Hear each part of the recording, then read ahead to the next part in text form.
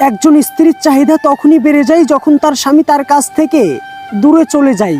তখন সে গহনা, শাড়ি, দামি জিনিস এইসবের প্রতি ভালো লাগা খুঁজে পায়। স্ত্রী হলো মাটির মতো আর ভালো লাগা হলো জল। আপনি দুটোকে একসঙ্গে মিশিয়ে ইচ্ছে মতো আকৃতি দিতে পারবেন। আপনার স্ত্রী কখনোই আপনার কাছে লক্ষ টাকা দামের জিনিস চাইবে না। যদি আপনি স্ত্রীকে নিয়ে মাঝে মধ্যে রাস্তার পাশে 30 টাকা দামের ফুচকা খান, আপনার স্ত্রী কখনোই আপনাকে বলবে না আমাকে দামি জিনিস, দামি গাড়ি কিনে দাও। যদি আপনি মাঝে মধ্যে আপনার স্ত্রীকে নিয়ে রিকশায় চড়ে শহরটা একটু ঘুরে বেড়ান, পুরো সংসারে কাজ করার পরেও আপনার স্ত্রী বলবে না যে আমার কষ্ট হচ্ছে। আপনি যদি ভালোবেসে আপনার স্ত্রীর কপালে একটা চুমু খান, তার কাছে একটু হাত বাড়ান এবং তাকে বলবেন তুমি সারাদিন অনেক করেছো। ভালোবাসা তো শুধু দামি জিনিসের ভিতরেই লুকিয়ে থাকে না। মাঝে মধ্যে ভালোবাসা 15 টাকা দামের গোলাপার, রাস্তার পাশে 30 টাকা দামের কাঁচের চুড়ির মধ্যেও লুকিয়ে থাকে।